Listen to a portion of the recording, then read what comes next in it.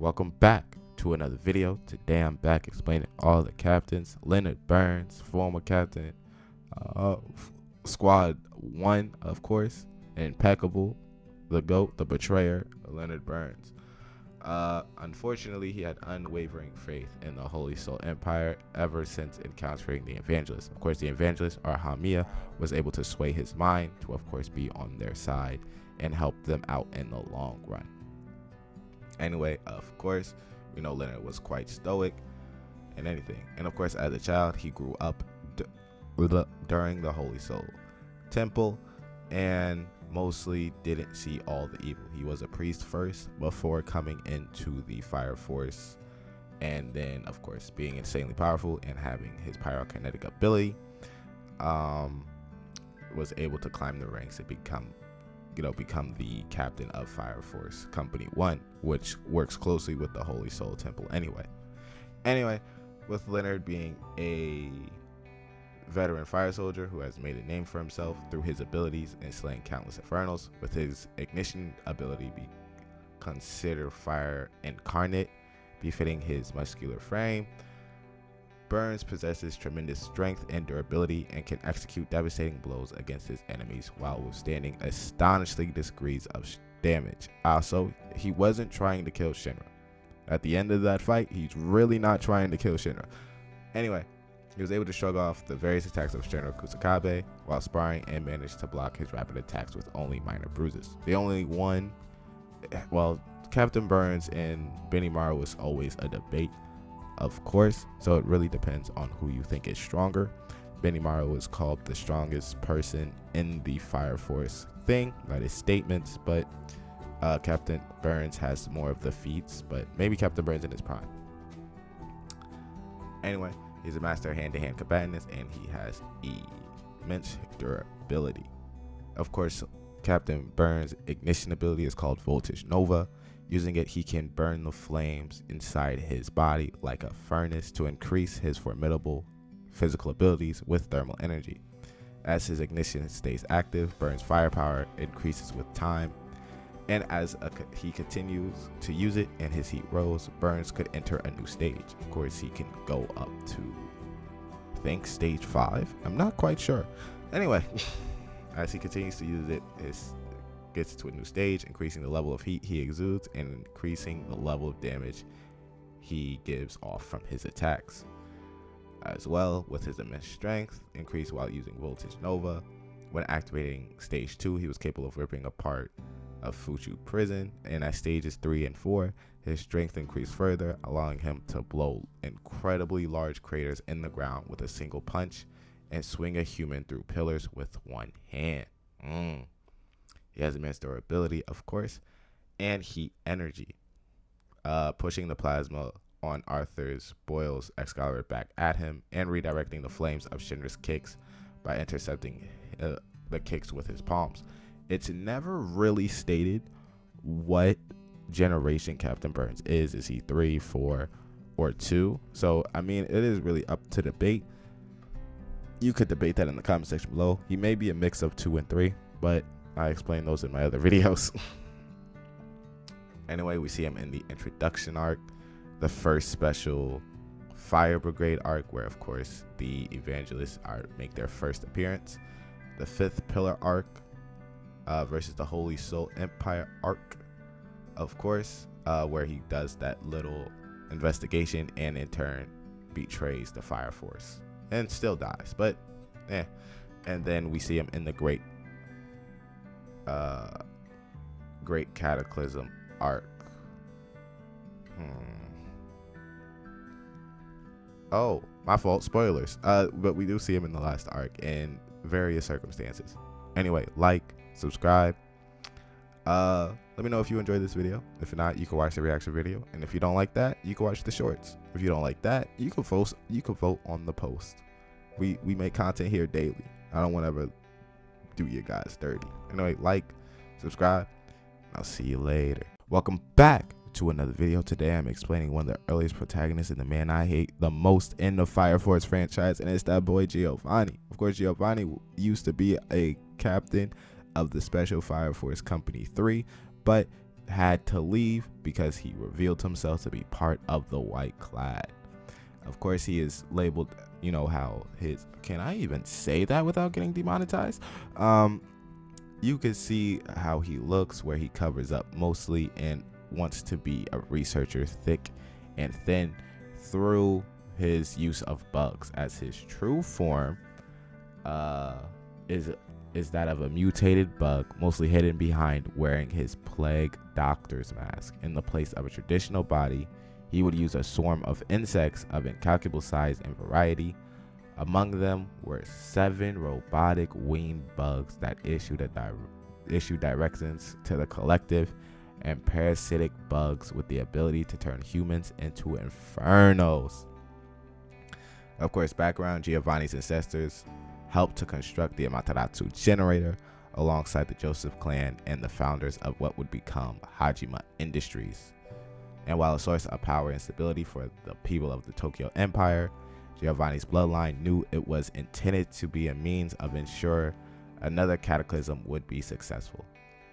And while vital to the project, the Joseph clan would realize there was a human being at the core of the system and would abandon their position, and that the Giovani family would monitor for many years. Of course, they're talking about the girl that is in the Amaterasu generator.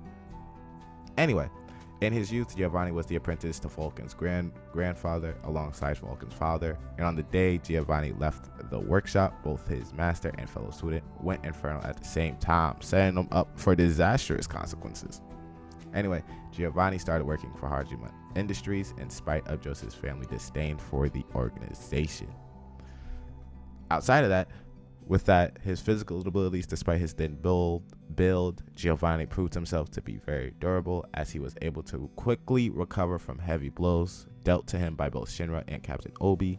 And with his pyrokinetics, he is a second generation pyrokinetics, as he used his ability to manipulate external flames and control the various gadgets and mechanisms that he keeps hidden under his coat. He is also able to launch his mechanical hands as projectiles and control their movements in mid-air, as these hands were connected to wires that can be heated until they slice through trees and human beings. Of course, he is incredibly intelligent, as he worked with Vulcan, and his intelligence also allows him to create a variety of tools, including mechanical arms and blades that are strong enough to directly grapple with Obi in a test of strength. Impressive. Insect psychology. Giovani revealed to Shinra and Arthur that he modified his own body even further by transforming into countless firebugs and getting insect-like traits. We really don't see what he actually looks like. I'm not sure. You could fact check me later. To increase his abilities even further with his body composed of bugs. He can sense and react to even bullet fire at superhuman speeds, thanks to his eyes now being compounded in ways similar to conventional flies, and even sense emotions and intent by interpreting pheromones like that of moths that are also inside his body. Yes, he can also transfer his consciousness as into the body of someone else by sending a bug to bite them and infiltrate their brain. Using this, he was able to escape death and prolonging his life by jumping from one host to another. So we don't really know the original host of Giovani. Once the bug is in the victim's brain, his mind is one with his new body, and nothing can be changed that unless he chooses to leave his new host. However, the victim can be returned to normal if only the bug is destroyed without harming the victim's brain. Incredibly hard to do. Such as with the effect of a gamma knife. Of course, we see him in the Preacher Pursuit arc, the Vulcan Workshop arc, the Netherworld arc, where he is one of the main antagonists, Operation Nether Investigation arc, another one where he's the antagonist, and the Battle of the Amaterasu arc, where Giovani has to fight Lisa. Of course, we see him pop up again in the Great Cataclysm arc, but I cannot go into detail to what he does. Anyway, like, subscribe. The only reason I can't talk about that Great Cataclysm arc, as I mentioned in other videos, is that arc is at the end of this Fire Force season, and spoiler warnings, of course. Anyway, like, subscribe, and I'll see you in the next one. Welcome back to another video where I'm explaining all the Fire Force captains. Today I'm explaining that girl, Hibana, best girl, favorite girl, at least to me, that she is the Fire Force. She is the Fire Force captain of Company 5, as well as she's one of the first antagonists that we are introduced to. Not a villain, antagonist, but then Shinra was able to change her heart, and I think they get married. Could be wrong. Of course. Now, her background, she grew up in the Holy Soul Temple. Of course, we see that realization a couple episodes back to what they were doing to the girls and the experiments that they were planning and the experiments that they were giving out via the bugs that they fed them. Anyway, her abilities, Hibana is of course a third generation pyrokinetic who has the ability to create flower shaped flames through her hands or fan. An ability she calls Clematis. She can surround her opponent in an abundance of cherry blossom like flames, the singe the skin upon touch, and inflicts harmful cuts. These flames are powerful enough to destroy multiple infernal cores with ease. So while she a captain, the infernals are nothing to most of the captains. Weaker captains like Ponco Pat, like he has the need of others there. Just because if he uses his own ability, just puts strain on his body. Now, Hibana can control the surrounding temperature, which can extinguish certain ignition abilities that rely on external factors. She can also envelop a person's body in heat, resulting in them developing heat syncope, which can subdue them and cause dizziness, as she tried to do with Shinra. But Shinra was able to easily blitz through that. Anyway, this effect can be easily applied to multiple opponents at once, as her knowledge of science allow her to assess an opponent's power and how her heat control will affect their attacks. Now, despite her intelligence and offensive strength, Hibana lacks skill in combat due to her receiving no formal training, which she takes pride in. So she's never went to the school that Shinra goes to, Fire Company Instructor School. She never went there. Claiming to be a researcher and not a barbarian, and as a result, her endurance is extremely limited, which holds her back from other captains, as she cannot be in battle for too long. As if anything doesn't go to her plan, she would be often able to react or counterattack quickly, as she is also considerably frail and lacks durability, being capable of being knocked unconscious with a single punch or an object striking her head. Of course, we see her in the introduction arc with many of the other captains. We see her as one of the main antagonists, as they have to face the 8th in the Special Fire Brigade arc, as well as the Akazu arc.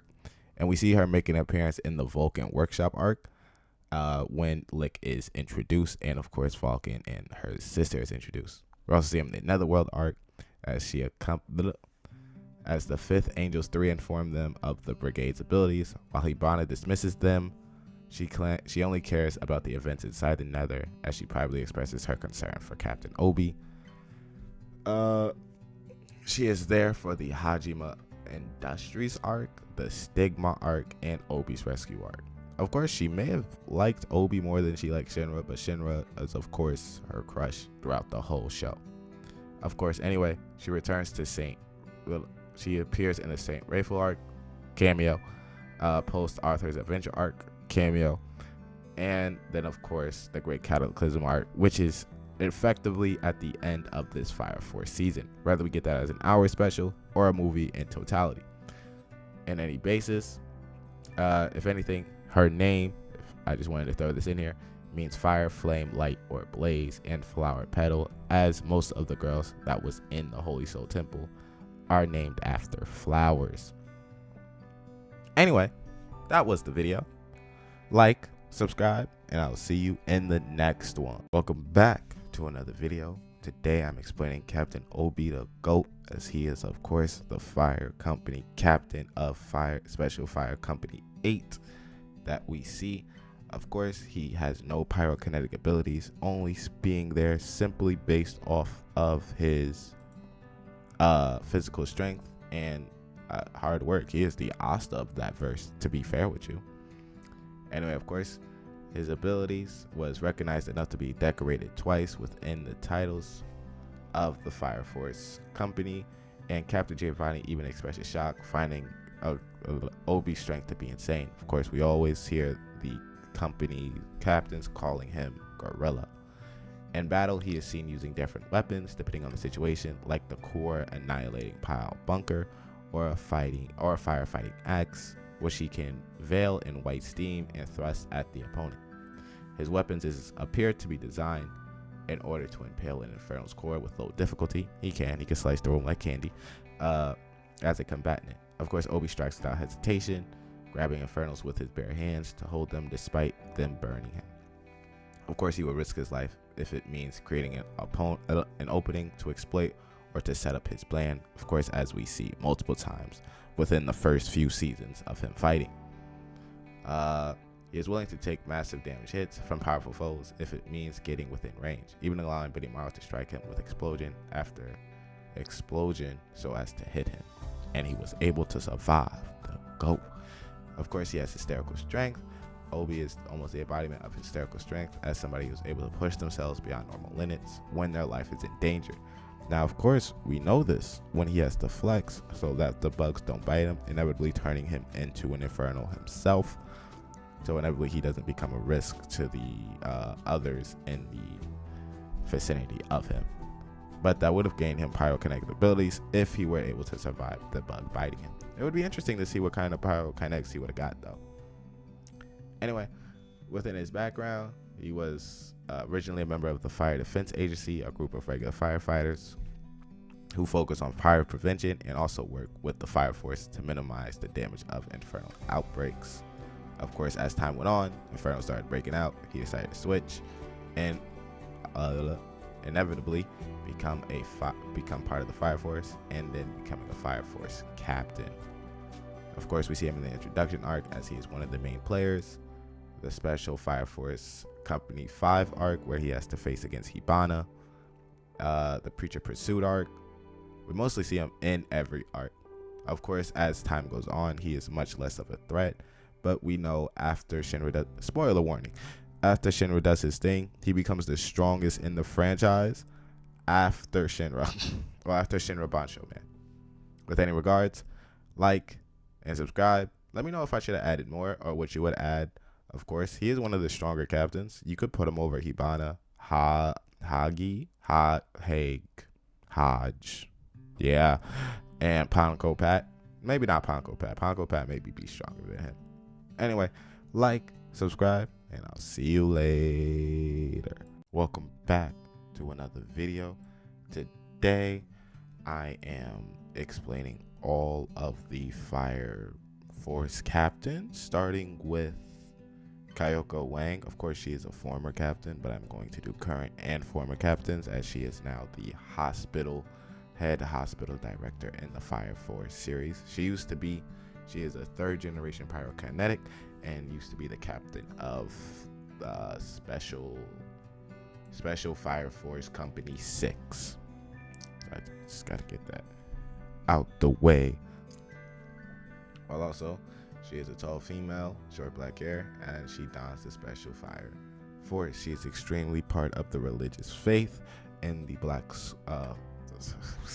Clover and the Fire Force franchise, as she thinks everything that Company 8 is going through is off the basis that they were being punished by the evangelists or whoever the god is in Fire Force for entering the netherworld. And given her position, she sometimes complains about how many cases she has to solve in a day. Of course, cases means her workload in terms of who she gets at the hospital. Of course, with her being a third generation who can use her ignition ability, which takes the form of an Asclepian to amplify the regeneration of the body by accelerating cell division. In doing so, she can cure disease, heal wounds, treat diverse symptoms, and in the case of treating someone who is a third generation, can use their own flames to increase the time of regeneration and to eliminate their pain instantly. We only see her in we see her in mostly all the arcs except the beginning arc, of course. She is in the Preacher Pursuit arc, where she, alongside 7 other Captain Fire Soldiers, attends a meeting with Raffles, where Dola bursts and much more is discussed. The Netherworld arc, where she has to inevitably has to heal Shinra, and of course it's talked about the consequences of the Nether. The Stigma arc, as she appears at Captain Hibana's request to examine Conroe's injuries and to heal Captain Haig, as both experienced the phenomenon during the Great Fire 2 years ago.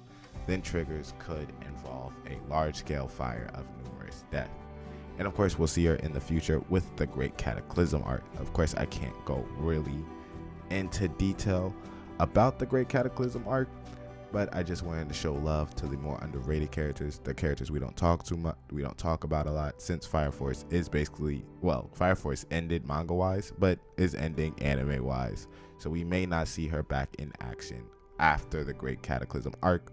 But there's always a basis that Fire Force could potentially get as big as the Demon Slayers, the Black Clovers, the My Heroes, where you really can't get away from it, and you'll get a movie about it once in a while. Anyway, like, subscribe, and I'll see you in the next one. Welcome back to another video. Today I'm explaining another Fire Force captain, and one of my favorite Fire Force captains, Soshido Hog. Now, Soshido Hog is the former captain of Special Fire Force Company 4, as well as in close relation to Ponco Pat. Of course, he's an elderly man, but he's extremely useful with the tools. Now, background: as a member of the Fire Defense Agency, he rose up the ranks of the organization before becoming a member of Special Fire Force Company 4 and gaining the respect of all his company. He even taught Ponco Pat, who eventually took over for him. Now, during the Great Disaster in year 196, Soshido 3 scars across his face and had an Adola link, but he is not one of the pillars. You can have an Adola link but still not be one of the pillars. It doesn't go hand in hand, though I don't think I explained that. That'll be a different video. Anyway, abilities: Hog displayed no pyrokinetic abilities. He was a capable and dangerous fighter with an expertise with firefighting tools and found ways to formidably use them in combat. You can also use safety wires to quickly constrict, as we see in the arc where they run across him, and restrain targets before they could react, and use fire axes with deadly efficiency. Even in his old age, he was able to wrangle and empower opponent with ease, and even jump out of a second-story window and land gracefully. Of course, we see him in the Preacher Pursuit arc. We see him in the 5th Pillar arc, where Hog receives a report from Pan dealing the mass infernal outbreak. While he is glad the damage was lower than the event 2 years ago, the captain expressed guilty over companies for delayed response. We also see him in the Stigma arc, where he's up against a white clad member. Of course, cannot spoil it. I will not spoil it. We will get to that soon. And most anime episodes are delayed. Ooh, actually, the time you'll see this, it won't be delayed. So no, you won't see this until about next week. So we'll see the episode. And the Great Cataclysm arc. Of course, there's not much more about him. Of course, he has a granddaughter that we meet in the story, Asako Hog. We also know he was targeted by the White Clad multiple times and was trying to be killed multiple times. Also, he is able to see multiple things. He is physically dominant in all his fights and approaches in case of anything. Other than that, it's not really that much on him. Hopefully we get a prequel show that shows all the fire company captains at their peak. Would love to see it, but then again, Fire Force is done, so we'll see what happens. Of course, spoilers, of course, Fire Force is a prequel to Soul Eater, and before Fire Force there was regular humans. So like, subscribe, and I'll see you in the next one. Welcome back to another video where I go into detail about the Fire Force captains. Of course, this is in honor of Fire Force cooking in the recent season of anime, and I think it's still going in the summer. I'm not sure. Do not fact check me on that. Anyway, Ponco Pat, as we've seen in the earlier episodes, is a former captain or current captain of Special Fire Force Company 4, as well as former instructor at the Special Fire Force Academy. He's in charge of training Shinra, Arthur, and I'm forgetting the black dude. I really am. Drop his name in the comments. Anyway, of course, if we just jump to his abilities, Pawn is a third generation, as many others are, who can increase an individual's heat resistance to reduce the amount of damage they take from other flames, which he activates by blowing his whistle. This ability is called buff stacking. Now, we do see this in earlier episode when they have to fight the mecha that is trying to destroy the pillar.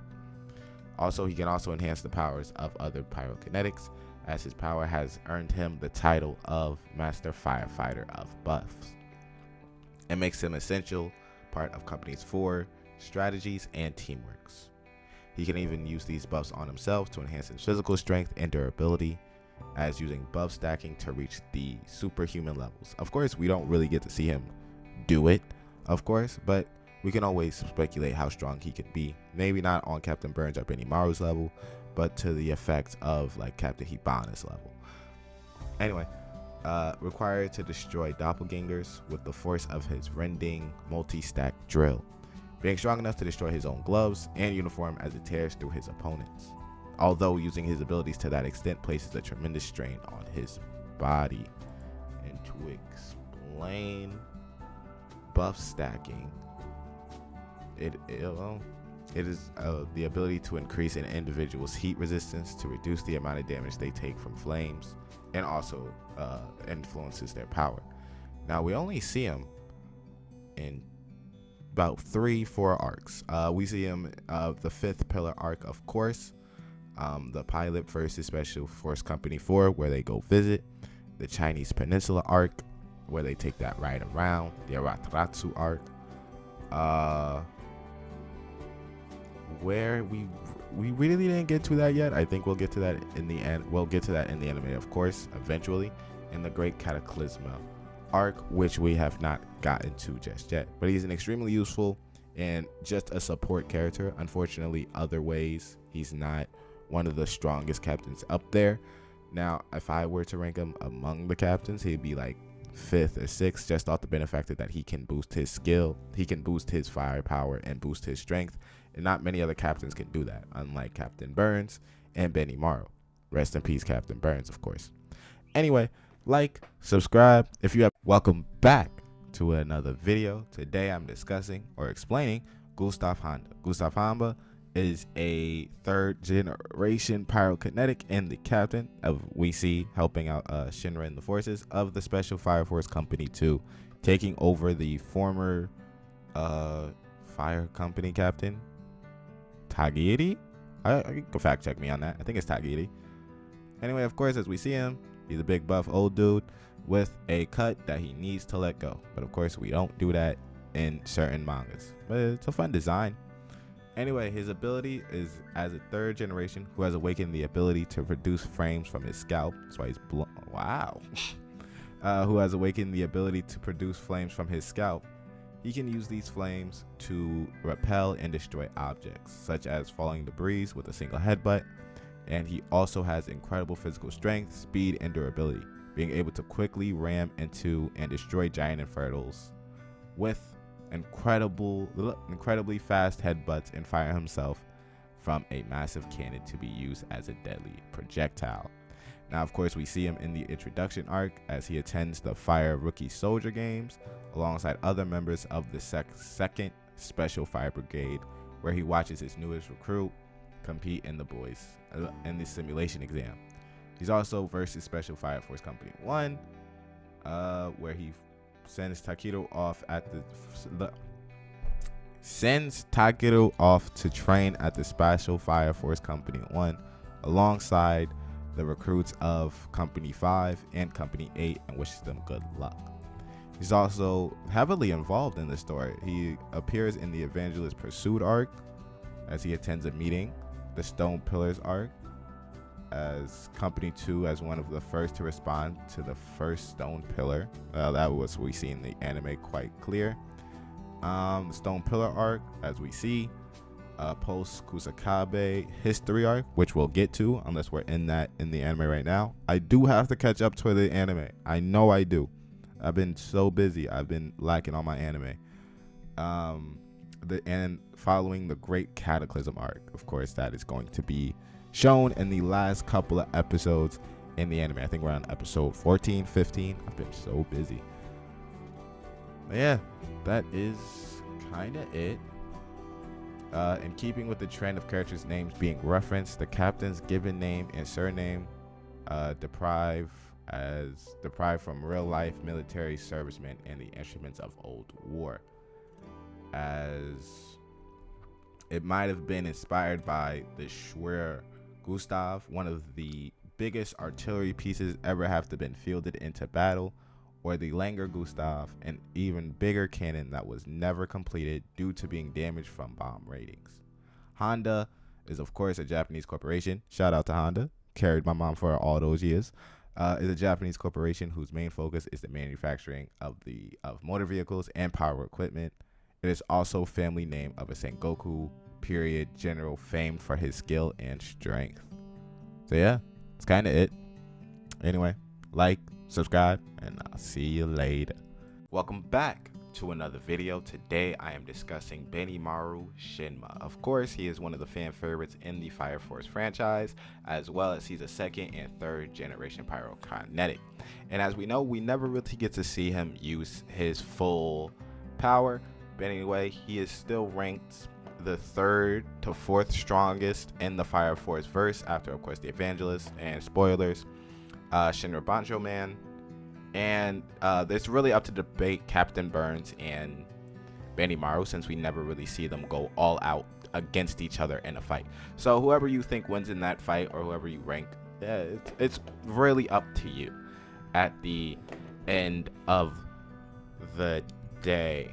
Not gonna lie to you.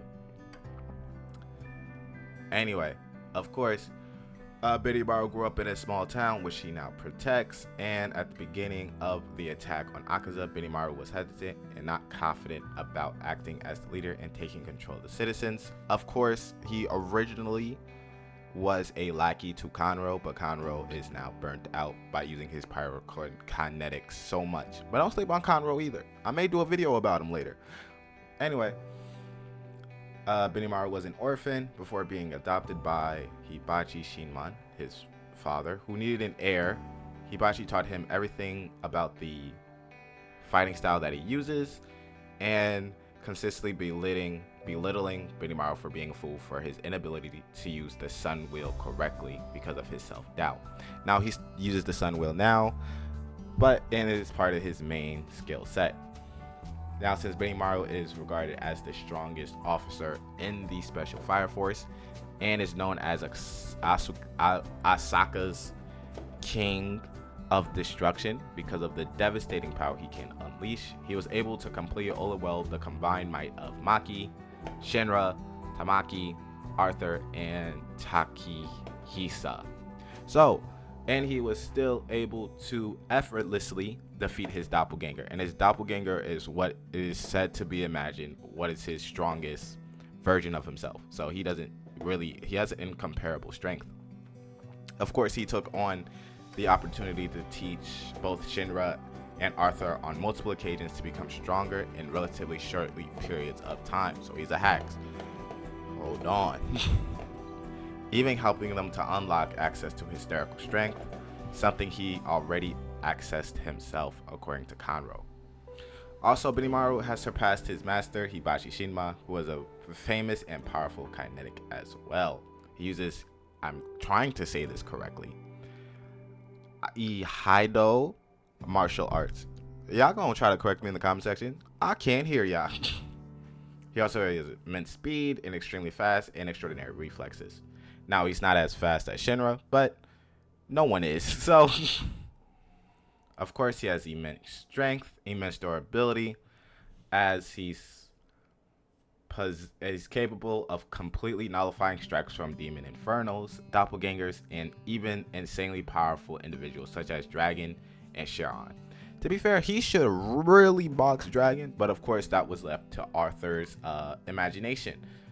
Of course, he also has poison resistance, as he somehow survived and rebuffed a dose of poison that would kill large animals instantly. Of course, being a second and third generation pyrokinetic, which I'm going to go into in a different video. I'm not lying to you. allowing him to ignite his own flames willingly and also control flames from external sources. That's what makes him so powerful, is that not many people have that ability that grants him that. He was capable of completely annihilating his doppelganger, who managed to create a Nichiren around the entire planet with the ability to destroy it, declaring that he is in fact stronger than his double due to him possessing both second and third generation abilities. He is an expert in all, combats of art, and he can basically beat all of the evangelists if need be. So he's written out the story and most fights extremely well to say, hey, why is he not here for the most dangerous situations? Technically, the evangelists didn't even try him. They said, we gotta go after Captain Burns. Anyway, due to his extraordinary prowess in both second and third generation abilities, Conro compares Benimaru to the god of Kakusuichu with his perfected sun wheel behind him. Benimaru is said to be like Akela himself, his master Hibachi, Shirama, even while a doppelganger had to admit that he was a child of the heavens. Of course, don't sleep on Conro. I'm making a video about him. Anyway, during his fight with his master's doppelganger, after being criticized about and reminded of his failures by the demon, he fully embraced his status as ruler of both the sun and moon, and created a new technique, Prism Moon Sun Wheel, allowing him to kill his master's doppelganger. Oh, spoiler alert, I ain't gonna lie. We see him in multiple arcs, where he's first introduced in the Asakusa arc, as well as the Vulcan Workshop arc, and the Holy Soul Temple arc, as well as multiple arcs that we will see in the anime coming up. I'm not going to, of course, go into that, just because it'll be manga, and it'll be manga spoilers. So, of course, he has incredible feats, and he's incredibly powerful. Of course, remember, he is the 3rd to 4th strongest in the Fire Force franchise when the pyrokinetics are at play. Him and Captain Burns are kind of neck and neck, so it really depends. Anyway, like and subscribe, and I'll see you in the next one.